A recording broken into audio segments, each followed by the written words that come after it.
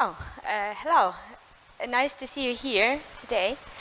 I'm Juliana Vrady. I work with my partner and husband, Andrey Vrady. He's sitting there.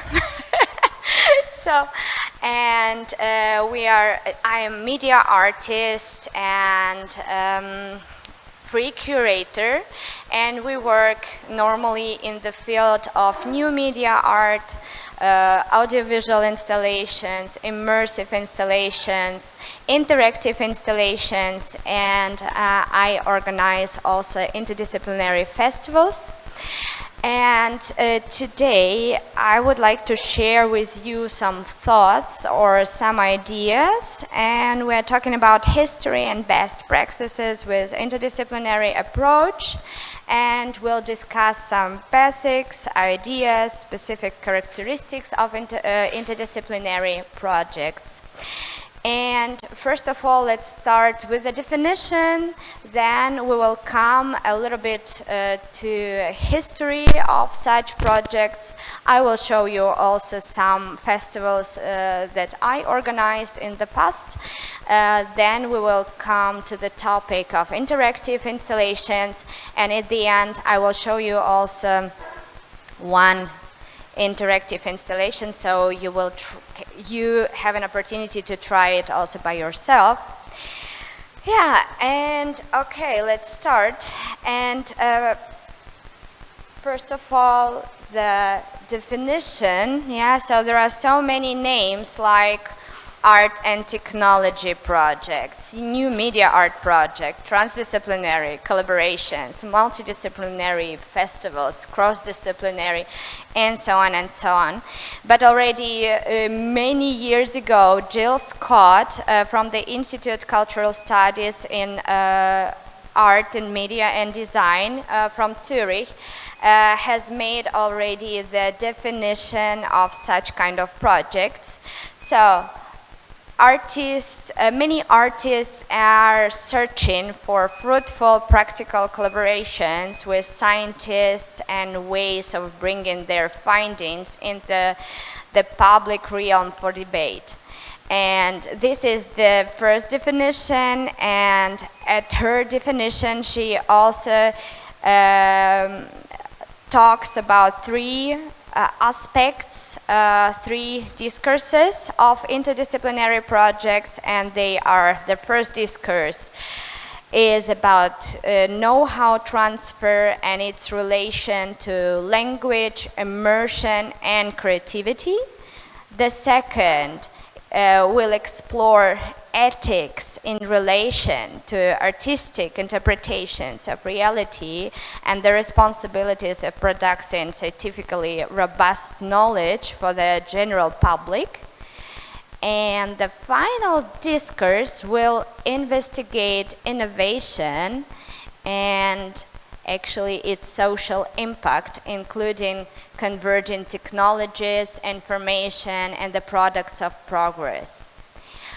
So, you can also see the definition of such kind of projects here on the screen. Art science will move out of the galleries and museums, science from its laboratories and journals into newly invented spaces and places, modeled after MIT's Media Lab, so Symbiotica in Paris, and so on and so on. And actually, yes, just in a few words, what is it about? Why is it now so popular, for example, in Europe? Because now we are all in the century of digitalization, and scientists have their know-hows, and they want to share it, of course, with their audience, but it's still very complicated to do it without an artist, without a designer, because actually the ideas of scientists should be visualized and should be more accessible for the public. And for example, one friend of us, the professor of the University of Leipzig, who is developing like DNAs, visualization of DNAs of people for many, many years. He says, okay, we scientists, we are the train. We are moving, we have our know-how, and so the people to whom we address our know-how are the people in this train. And somebody should connect us. Yeah, somebody should be inside the train to to connect and to do all the job accessible. Yeah. So and first, let me introduce some of the most important interdisciplinary projects for the moment. It is Ars Electronica. I don't know if you have already heard about this kind of project, about this festival. Actually, this is a festival from Linz, Austria. And it is already from 1979, and actually they have many branches like Ars Electronica Center, Ars Electronica Festival, Ars Electronica Prize, Future Lab, Solutions, and Experts, so international exhibitions. And the main aspects the main topics of them are, for example, artificial intelligence, bioart, digital communities, film and animation, hybrid art, interactive art, robotics, sound art, space art, VR and AR, women in media art. So they really try to connect all of the topics, and it is a great festival. Normally it's held in September. If you are in Austria, visit it, and of course you can apply, so it's really accessible for everybody, and it's really very interesting. Okay, yeah, so this is from history, and can you imagine, it was 1979, and till now they are innovators, they are really high level, and yeah, so everybody who is in the field of interdisciplinary art is really proud to be there, for example. And now I will share with you the festival that I organized with my partners. Italian partners and the partners from Kunstkraftwerk Leipzig. This is Bright Festival Connect, and this is about art and technology. The first time we started to do it, it was 2020, so you can imagine it was pandemic. And I don't know how we should be that time. Yeah, I think we were a little crazy, of course, so you should be crazy to organize something like that in the pandemic, during the pandemic. And of course we had something like 60 pages of hygiene concept to approve at the authorities in Leipzig. But still, we had very many outdoor events, indoor events. So actually, this is the definition of the festival. It's committed to enhance and promote digital creativity, to connect cultures and countries through the new contemporary languages and technologies. Yeah, we organized it that time with 3 countries. And we had really many institutions, artists from all over the world to share the experience. So, as I mentioned before, Kunstkraftwerk is the biggest digital art museum and immersive art museum in Europe, in Germany. So, and it is situated in Leipzig. There are many 360 degrees shows there, but this time we didn't want to show only the shows, like immersive shows, but it was also about sharing. And that's why it was like events, show, performances, but also speakers and workshops and different kinds of formats. As you see, there were sessions, exhibitions, live performances, interactive experiences, digital experience, and so on. Yeah, for example, this was the main show during the festival. Like 10 best artists from Germany created digital 360 degrees content for it. And it was about digital storytelling. It was also sometimes interactive. The second hall was dedicated to the young artists and to audio-visual projections. So that was a nice thing. I mean, if you make like 360 degrees projection with sound, so you're really immersed into the art. Yeah, so this is an interesting experience. We have many different artists, also the Swedish collective Håkan Lidbo with his lab, and Rumtiden lab, and they did also the installations with immersion of the sounds and futuristic games, so like games that we as people cannot play yet. Maybe people in 200 years will be so far to play this kind of crazy digital games. Yeah, so that was this, and that was really a nice experience that time. Yeah, and then maybe let's talk already about the interactive installations. So I will also present some installations that we already developed and just share my experience with you. The first one is the DNA blender. So this is what I mentioned before. It was a collaboration with the University of Leipzig. And you see these 4 squares, like green square, yellow square. These strange squares are the visualization that scientists wanted to do accessible for public. So, I mean, if I see these squares, I don't understand anything, but the scientists behind it, they knew, okay, this is a woman from, I don't know, from the US, she is 36 years old, and she is not alcoholic, for example. So all the information they had in these squares. But okay, as I see it, I cannot understand what is that. And but they wanted to present it a little bit in another way, to explain it a little bit. And that's why we just made the project dedicated to the genetic data of population, the DNA blender.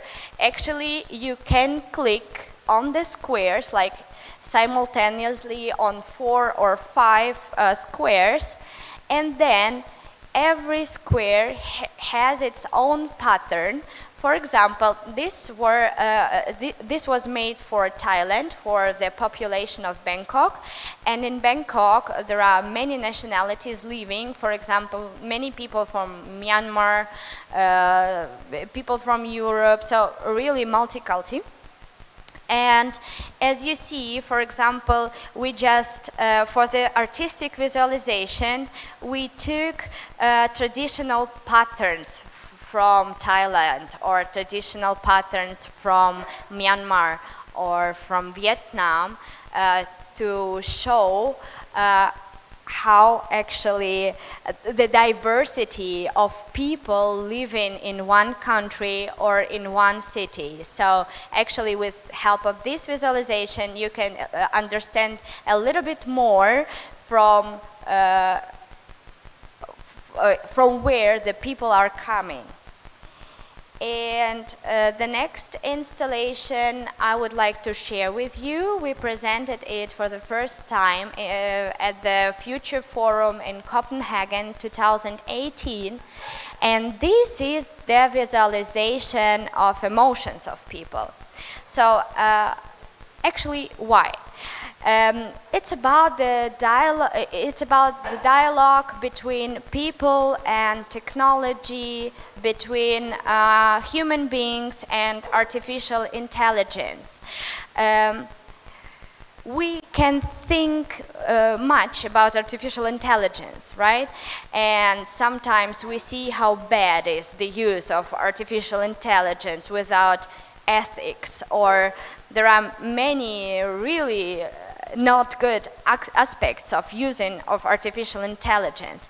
And we people in this century of digitalization, we think, oh my God, so everything is so digitalized, and how can I be as human being still there? And we have our thoughts on artificial intelligence, but this time for this installation we asked the question in the opposite way. We asked how can artificial intelligence perceive us as humans, for example. Okay, how?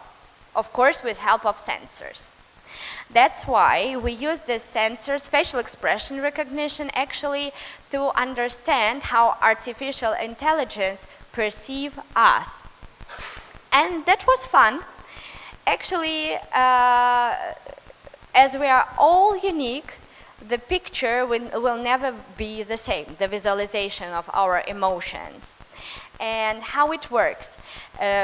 Visitors just watch a short video, like 30 seconds stimuli video, and after that we get summary metrics of the emotions, like 1% of joy, 2% of anger, and so on and so on.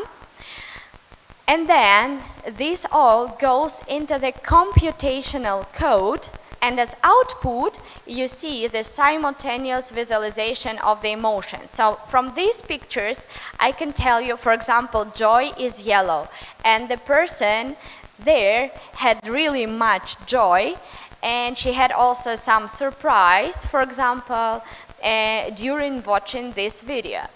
And the first one, for example, this picture is more about anger. It was like 10% of anger, 2% of joy. Yeah, yellow is joy. And this black and white pattern is disgust, for example. Yeah. So, and the principle is easy. The pattern is small when if the percentage of the emotion is also small. The pattern is big. It means that the percentage of the emotion is higher. Yeah, so, but the funny thing is that sometimes I realize maybe artificial intelligence can understand our sentiments a little bit better than me sometimes. Because, funny story, for the first time we tried to test our software. The test person was Andrei, and I have shown him a funny golf video. And from my point of view, these 30 seconds, he was smiling like, And then we got the summary metrics, and it was like no joy at all, so 0% of joy, but 20% of disgust, 50% of contempt. And then I asked him, didn't you really smile? He said, no, it was just too stupid to me, so I'm sorry, but I was not happy at all. It was true, so I had disgust and contempt at this time. Then I realized, okay, maybe artificial intelligence can understand the emotions sometimes better than me, because this facial expression software has also deep learning effect. That means that there are thousands and millions of faces that the software has already seen, and yeah, that's why it's like this. And yeah, I will also show you a short video. It's sorry about it, it's in German, but there are English subtitles there. So you can take a look. That time for that project, we have made it in collaboration with art project Meinkes from Karlsruhe, from Germany. Normally, we make the visualization by ourselves, but that time, that was in collaboration with artists. So that means that the visualization of each emotion we didn't make by ourselves, but we took as the letters of this language the patterns from the paintings of other artists, so Obe Meinkes, and that I want to share with you.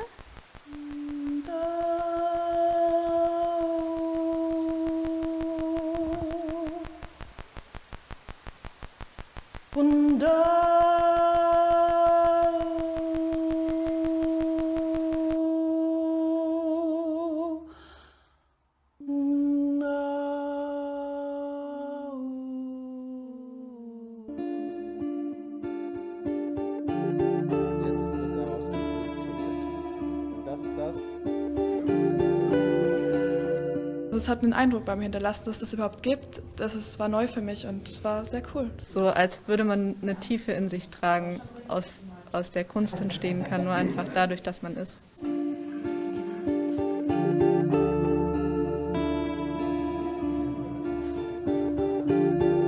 Bei den Reflections of Obey geht es um Resonanz. Es geht um nonverbale, emotionale Resonanz beim Anblick von Bildern.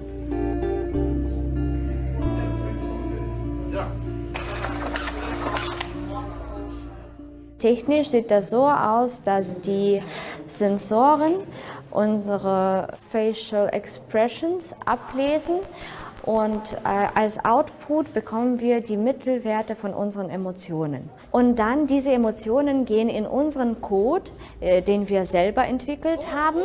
Und Prinzip ist einfach. Je größer ist die Emotion, desto größer ist der Muster auch. Und für die Visualisierung von Emotionen haben wir die Bilder von Obe genommen.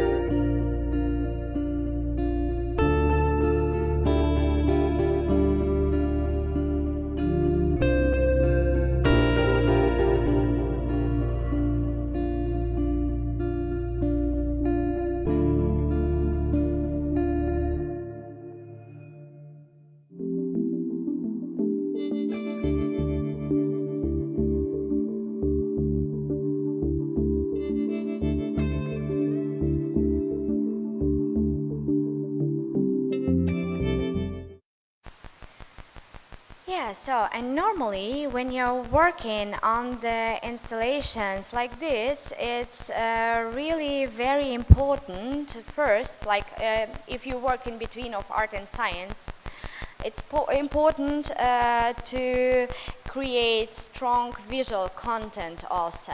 I mean, it's about a creation of visualization, and as I mentioned before, many science know-hows are not accessible, and that's why our aim as artists is to explain things. Yeah, so is the explanation how the things are related. So we should create our own language. And for example, for the project like this, for the emotional project, we needed like 900 images, and the combination of these images is also endless, for example.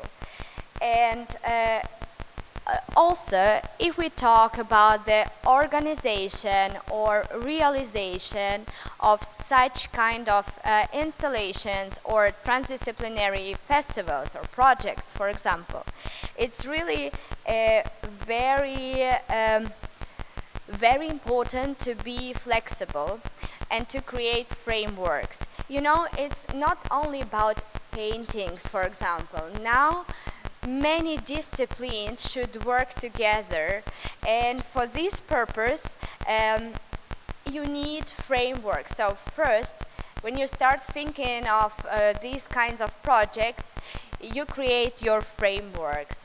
And of course, we learned also from the pandemic that the solutions should be really very flexible.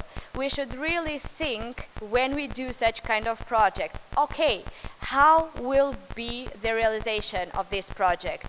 Okay, I will do it indoor, but what is tomorrow the indoor is not possible because of the new wave of pandemic, or I just want to present it a little bit in another way. Maybe I can do it outdoor. How can I do it outdoor? Maybe I will make projection mapping. Yeah, if I am strong enough to make it like an independent project, or is it better I apply for a grant or I apply for a festival and realize my project during the bigger festival, so I don't have this much responsibility for the project, for example. Yeah, and the second point is also, this is all about technology, but we as designers and as artists and at the end as humans, maybe we shouldn't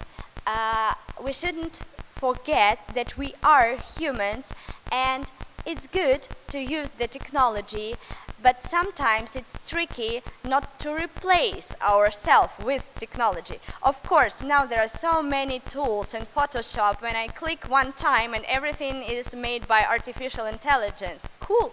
Yeah, but still, I think we should have our know-how and just try we shouldn't allow the technology replace us. Yeah, this is the thing, right? And maybe go back a little bit more to the question, how to work on interdisciplinary projects. Like, yes, it's like about creating frameworks, about creating modules for the realization, thinking where and how you will present the project, outdoor, indoor, personal presentation, during the festival, trying to find flexible solutions. And also the think about creating their own artistic language is hard, and sometimes it takes much time, it's really very experimental. So sometimes it's really good to create the language from letters to bigger things, and to think everything through. Yeah, and the last but not least, don't trust AI too much. Yeah, so still have the know-how and use it, work with it, play with it, but use it like a canvas, you know, like an artist, a painter uses his canvas, his or her canvas. Yeah, and now actually I wanted, maybe now this is the best time to share the software with you. If you would like to try the software, you can do it. It's a little bit complicated to, maybe before you try the software, maybe you have any questions to the theoretical part of it? Oops, yeah. We can just first, I can answer your questions and then I will show you how the software works. Yeah. So, sorry everyone if my question is too technical because I'm an engineer. Oh, I'm already afraid of you. So, I think like this team is like really interesting because you can invite people from multiple disciplinary to work on a project. So, because I saw the picture of the software, so I already know what is the tool, but I will be silent about that so you to introduce it to everyone. But my question was like, how do you feel about technology? I mean like technical tools that you are using in your project. Does it make artists or designer feel this is too much technical? Sometimes like you don't really know how to do on it, and you have to be rely on engineers. But the engineers, they don't have really much knowledge on arts or how you feel about the artworks. So how did you come up with ideas that your team can understand to work on it, to test on it? Yeah, so this is actually the challenge, right? This is a really challenging part to understand each other, right? Because if you talk to techie guys, they don't understand you as artists, and sometimes we don't understand what we need.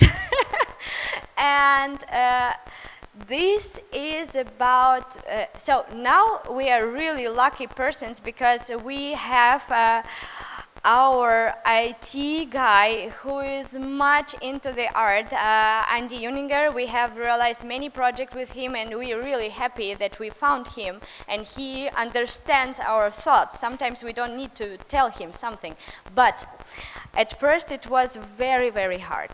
And at first, actually, that was much about the idea.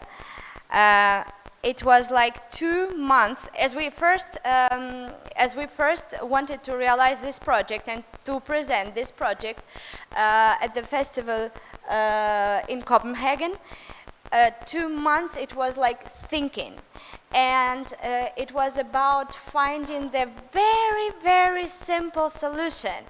So because we thought the strongest thing, we are still artists, right?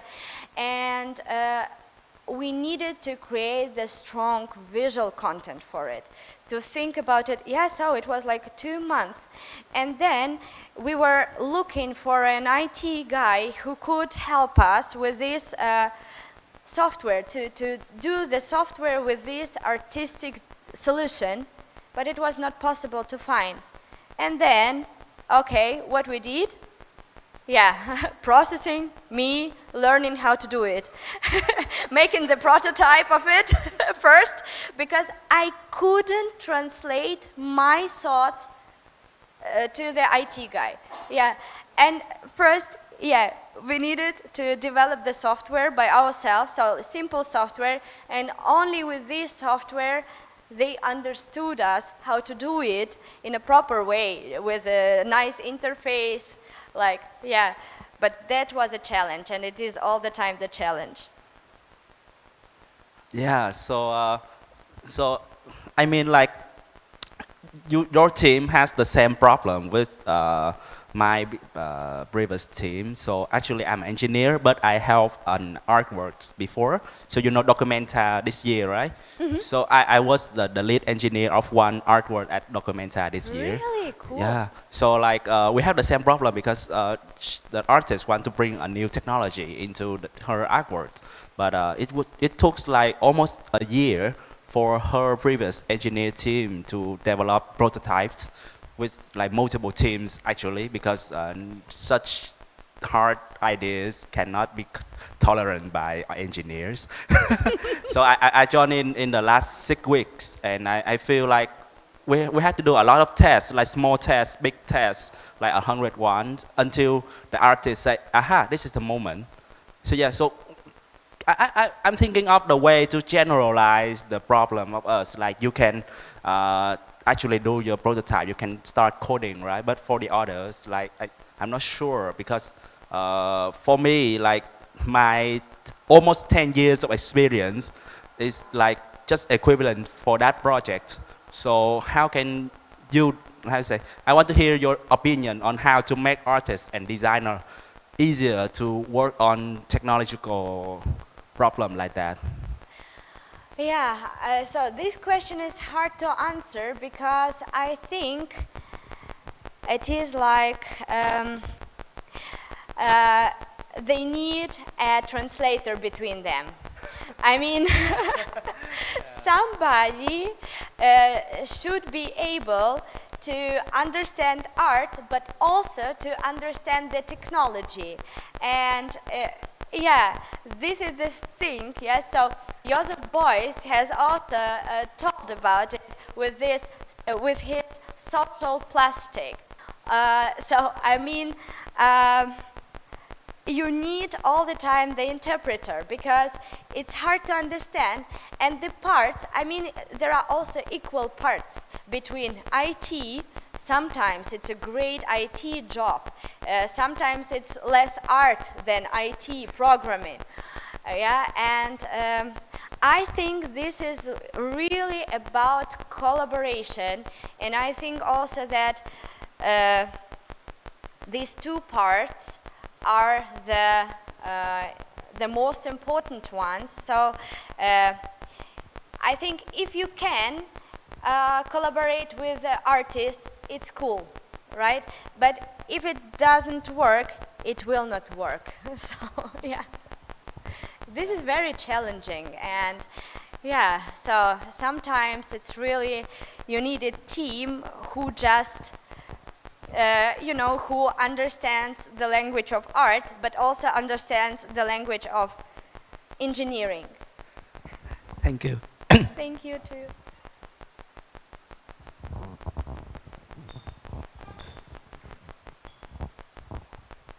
Hi. So this is like an ongoing question, kind of related to discussion from an architect. So yeah, I totally understand the struggle between working between like engineers and designers. I'm interested in how you navigated collaboration through. I'm assuming that this was your organization was done during the pandemic or just before. Did you have to do a lot of collaboration online? During the pandemic, yes. Yeah. So almost everything, of course, was online, and it worked. I mean, interesting is we had also a collaboration. It was like East Asia Europe interdisciplinary platform organized by Goethe Institute in Hong Kong. So many different artists, curators, performers, media artists worked on the projects together, but online. Actually, the idea was first that we will come to Hong Kong, but it was not possible, of course. Some of us were in Germany, some of us were in Manila, in Seoul, in Vietnam also, and you know, we needed to work on something because the presentation of our common work was an VR presentation. And also the rehearsals we needed to do through this VR experience, but it was possible. We had some tools, some online tools, and sometimes I realized that it's also sometimes a little bit nicer to connect, right? So just to have a Zoom meeting, after that have already some thoughts and be with yourself a little bit, sleep with the problematic, 1 day, 2 days, right? And then write something in a proper way and then send something. So, I mean, these kinds of collaboration is also good.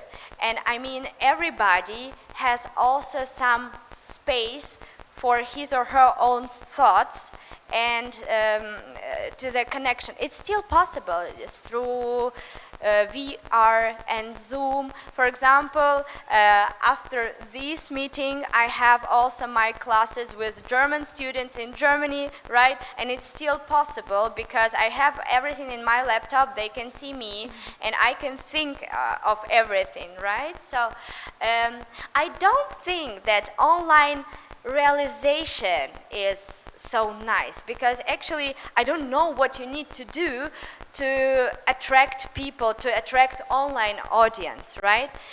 I think the realization is still very interested in offline format, just to feel the installation, right?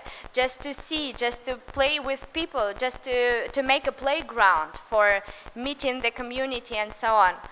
But planning, so everything what is connected with planning and organization of the project, everything could work online, of course. Yeah, that's really amazing, especially hearing about how you collaborated with so many different people across different locations. Yeah.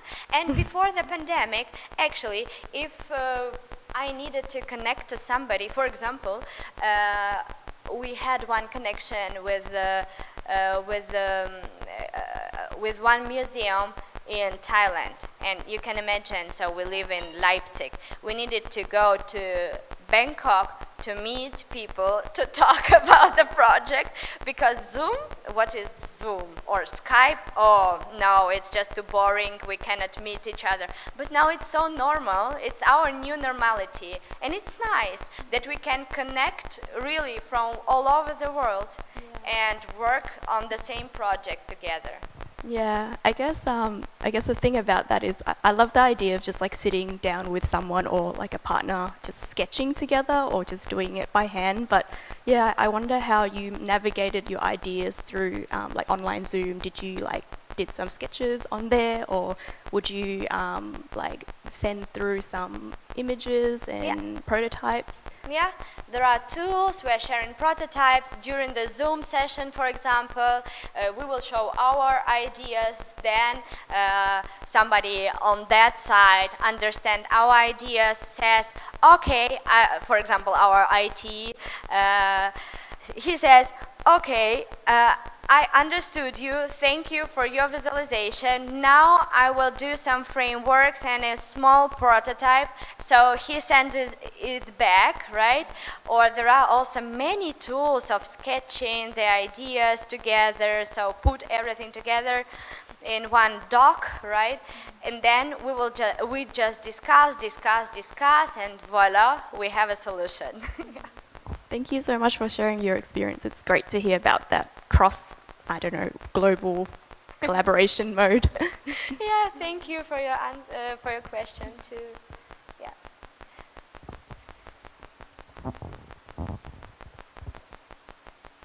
So guys, if there are no questions anymore, would you like to try to visualize the mood? Okay. So I don't know if I think we have one question from the online audience. Okay, sorry.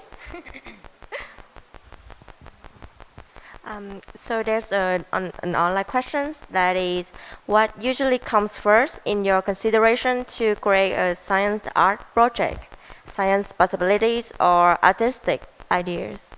Yeah, so for us, first we need to have an idea, an artistic idea, right? So maybe something, maybe there are topics in which we are interested, and then we just think how we will realize it technically and connect us to people who are in this topic, to scientists, for example, or to IT or institutions also. But for us, the first is, of course, this artistic part. But sometimes people come to us, like scientists, and say, look, I have this and this kind of problematic. Can you help us with this? Is it possible for you to work on this project? And then we think if it's possible for us, if it's related also to our artistic work, and if we will be able to realize it. Then we say yes. If not, we say no.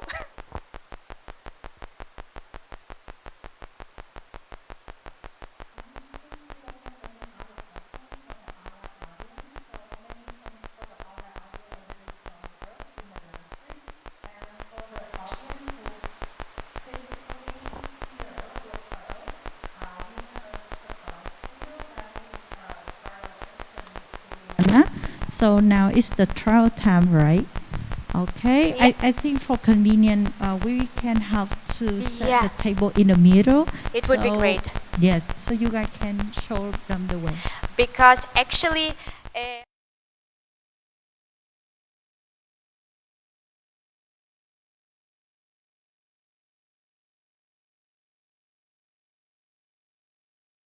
it would be really great to have this table. Should I go there or we will? Okay.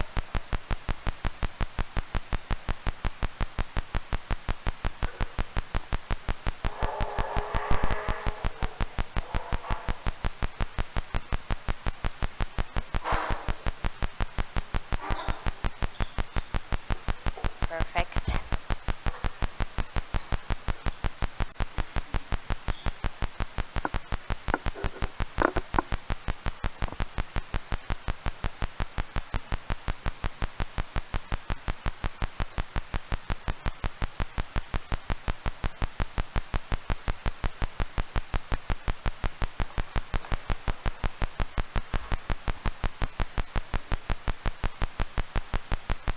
So, okay. Who would like? Yeah. Please, yeah. So, just be in front of the camera and the sensors will read information from your face. It's okay if you stay, so it's okay. Let's start. I will show you a short video.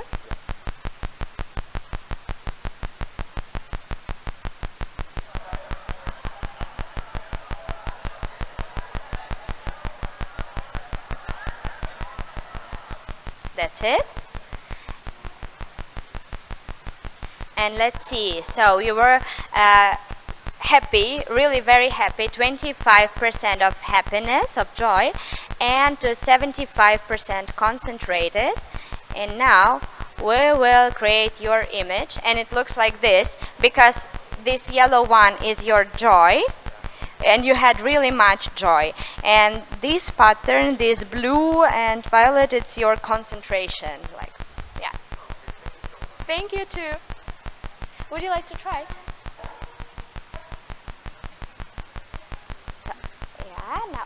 Now it's better. I will show you something.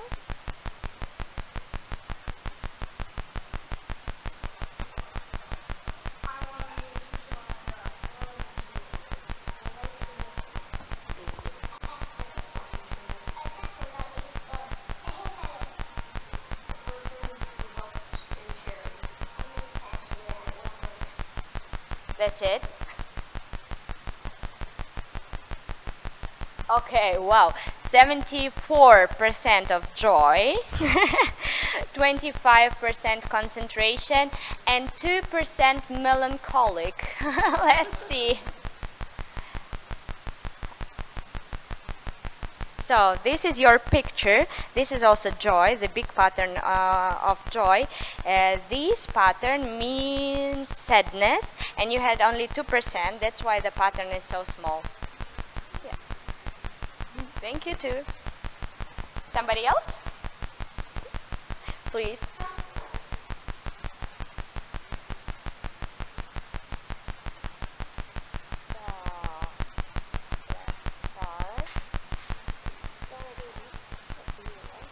Yeah, you are already happy. Oops. Sorry.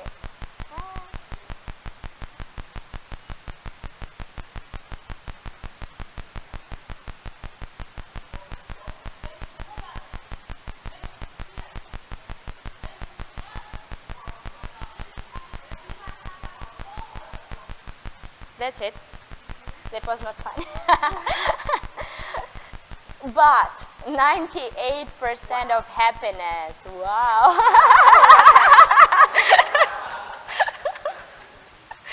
Thank you. Yeah, sure.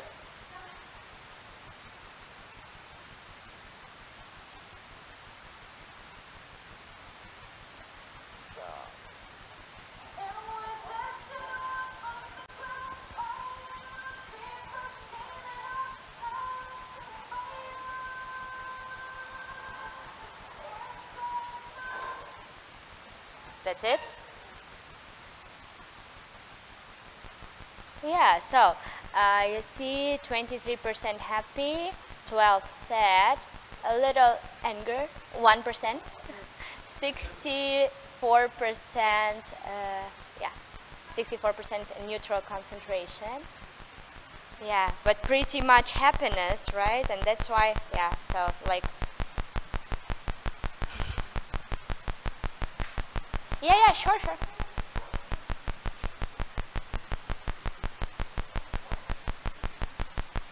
You are already smiling, right? All the time.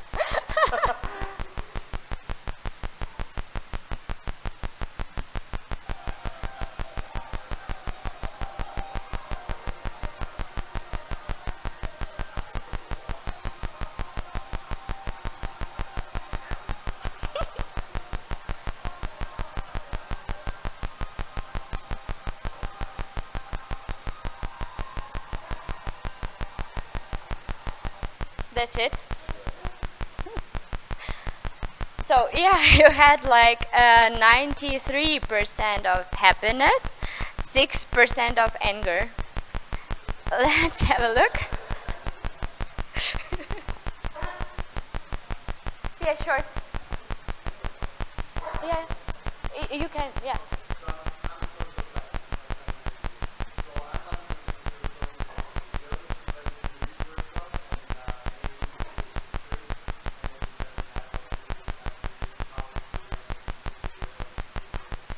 Yeah, so actually we had this experiments before also, and we have been in many different countries, in the US, in many countries of Europe. We were also in Russia, we were in Thailand, also in Vietnam, in the Philippines with this project. And actually, I should say the cliches work a little. I mean, for example, in Berlin, if you measure the emotions of people there, there is like poker face, mostly, right? Or if you are in the US, there are really many different kinds of emotions, because the people there are so diverse and emotional, and yeah. Or for example, in Thailand, people are smiling mostly, right? So yeah, and what we have presented this project like on the as a projection on the facade, also in Ho Chi Minh last Wednesday, and it was like people were really very concentrated, for example. So a little happy, but a little sad, but mostly concentrated.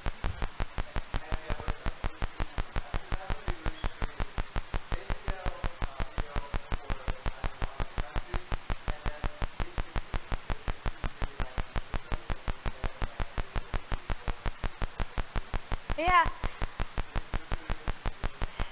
that's true. Yeah, so we didn't make this kind of documentation yet, but this is really very interesting. I just only thought about it, right? So I mean, I saw it, and I understood also that maybe the cliches in my head are working a little bit. Yeah, and that's really interesting to collect the reactions for the same video, for example. Yeah. Thank you. Yeah, please, because facial expression recognition needs all of your, yeah.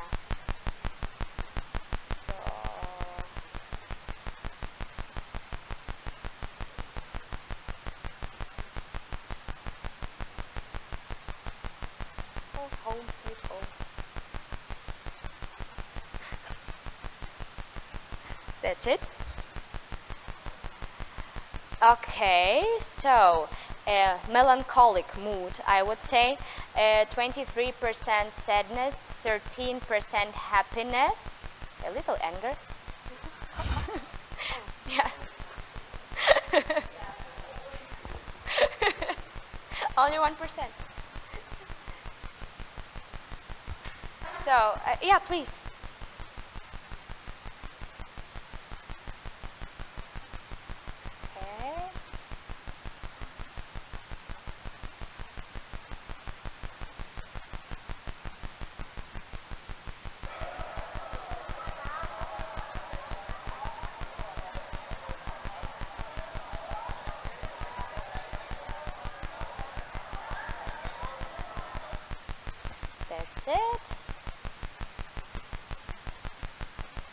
So, yeah, really minimalistic emotions, to 88% neutral concentrated, a little surprised, 1% of surprise, a little angry, a little happy, and 9% sad.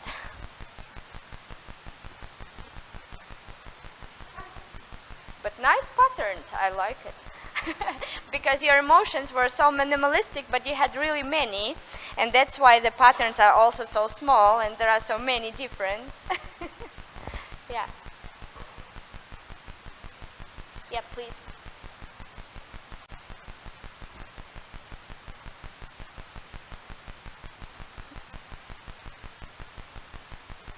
Okay.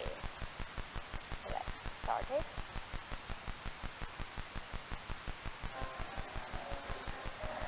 Berlin nightlife.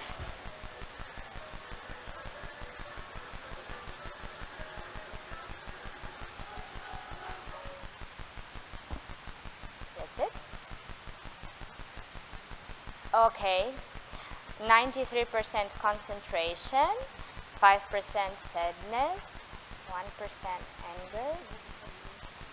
Yeah, that's your picture. Yeah.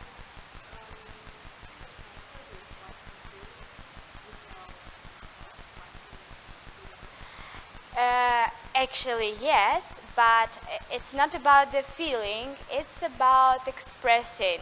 So they read something that you express on your face, right? So if you smile, they will think you're happy. So, yeah. And that means that actually your reaction is good if we measure it with video, right? Because but you can try. That's interesting also without video. Yeah, because I can't use the Mhm. video. Mhm. Mhm. Yeah, yeah.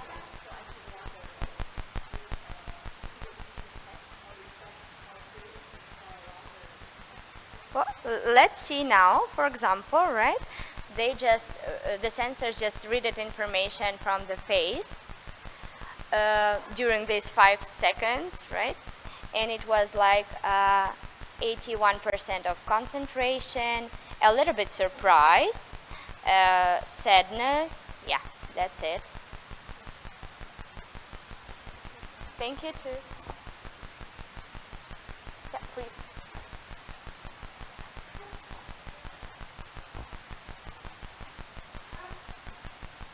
So,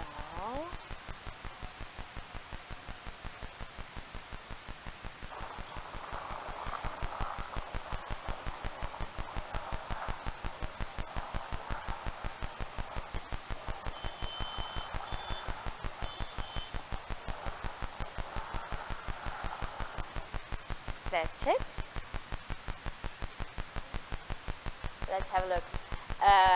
Many emotions. So, like, I mean, you had just no fear and no disgust, but the rest you had 82% concentrated, 3% surprised, a little angry, sad, 10% sadness, but happy, 4% of happiness. So, yeah, this is your visualization. You see there are different patterns, like this is your joy, this is your surprise, this is your sadness. Yeah. Thank you too.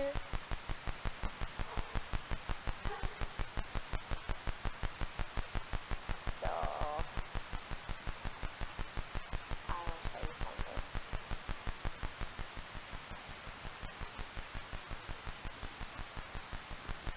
Ah, sorry, it's a little melancholic.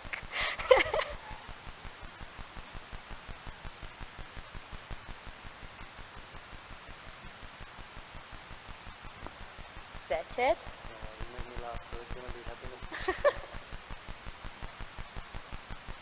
Yeah.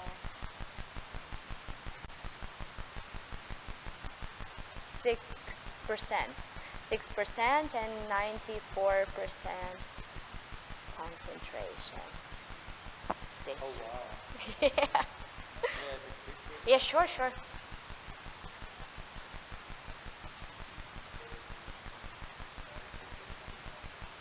Yes. Thank you.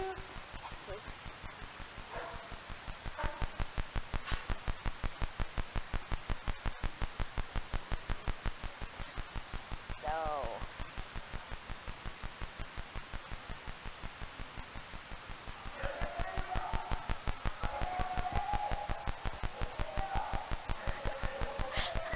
Sorry. We were not invited, but it was so nice. I mean,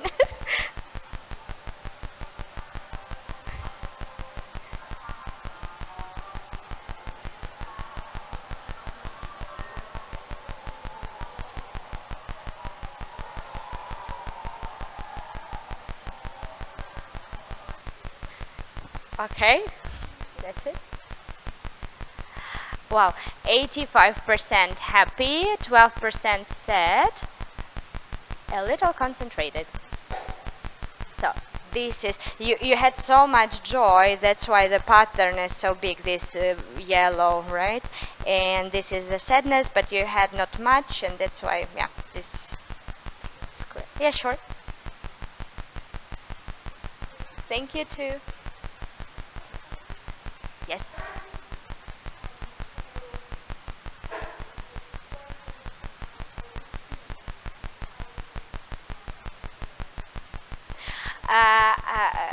Yes, so actually now I don't save anything. Yeah, but normally when I need this documentation, yeah, sometimes I just save it, or also save the pictures, and then I can, from the pictures, from these psychograms, I can see the expressions. So I also don't need the summary metrics, because I know which pattern means what and in which dimension.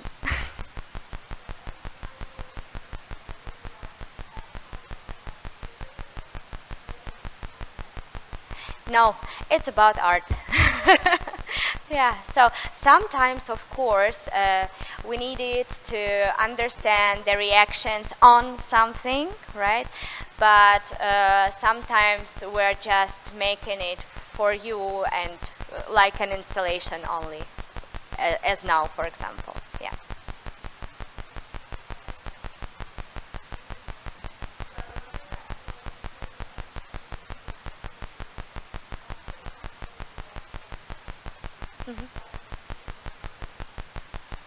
They didn't have, it was like, you mean it was 23% of joy?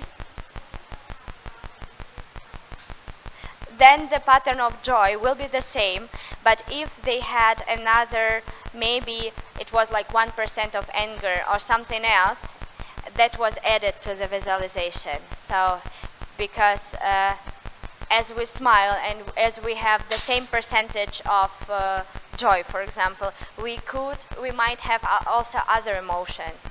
That's why the pattern was not the same. Yeah.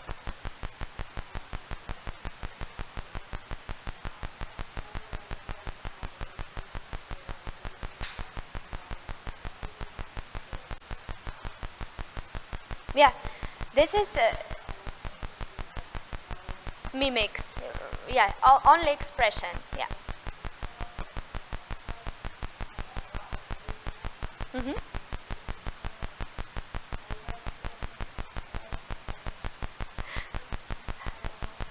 Yeah, sometimes it's like really connected, but this is very unconscious factor. But sometimes it's really just connected a little, like everything that they see, the sensors see from you, because it's with this deep learning effect, and they have seen like millions and millions of faces, so the metrics are pretty accurate, and there are many factors that they use.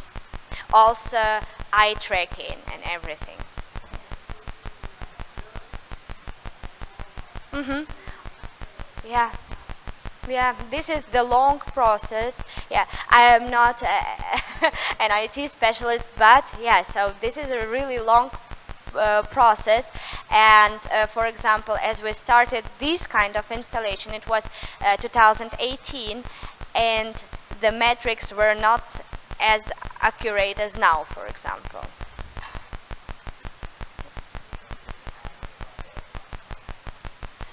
Update, because yes, sure, because we use the facial expression recognition from the open source, and as we use it as open source, it still sees many faces. Yeah. So you wanted to try, please.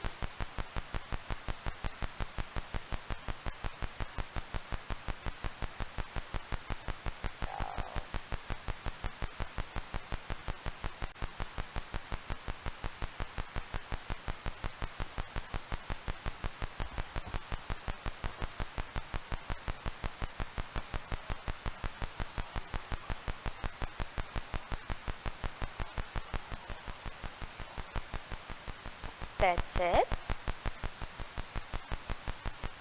And it was 87% concentrated, a little sad, and 10% happiness. So this is your pattern. Yeah, sure.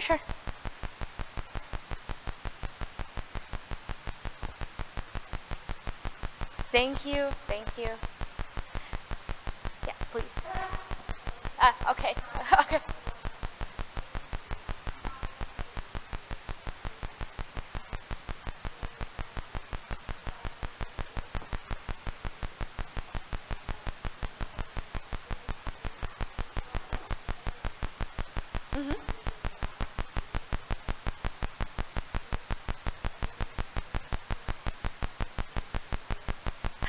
Sorry, the connection between what?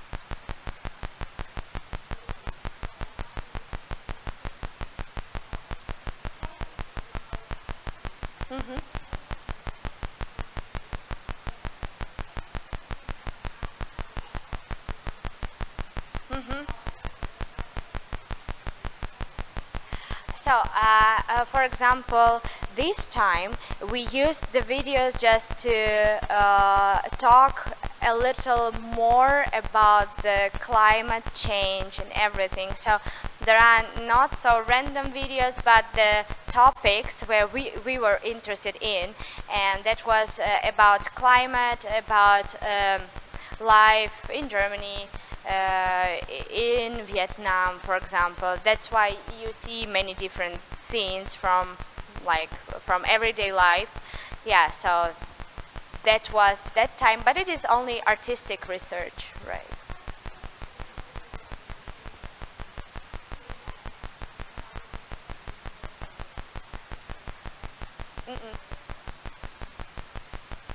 Yeah, so this is only your reaction on this video, right? And also in 2 hours, your reaction cannot be the same, because yeah, actually you see this video.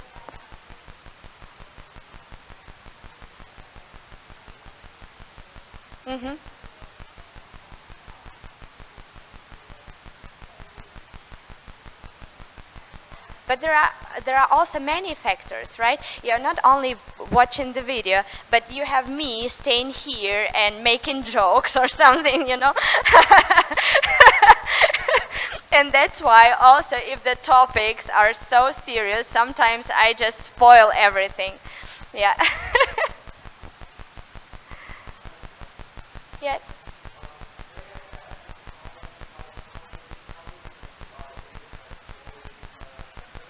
No. Andrei, do you have our iPad? I will show you.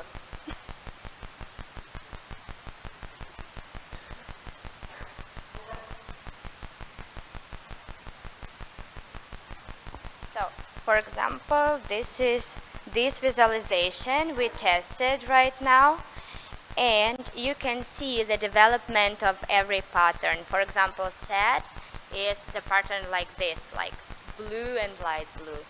And if you had you would have like 100% of sadness, your pattern for sadness will be like this. Or for example, if you have only 5% of joy, so the pattern will be very, very small and yellow. Yeah. Yeah.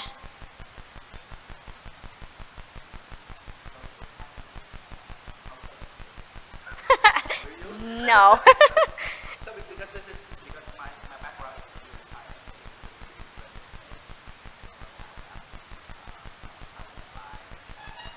Mhm. Mhm.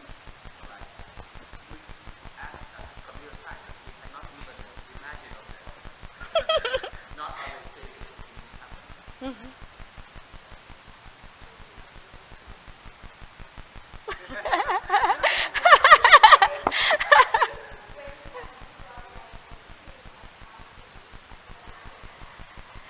So, okay, dear guys, thank you so much for tonight meeting. It was so warm and so cool discussion. I'm really happy. Maybe you are also interested in the workshop tomorrow. Tomorrow we have a workshop about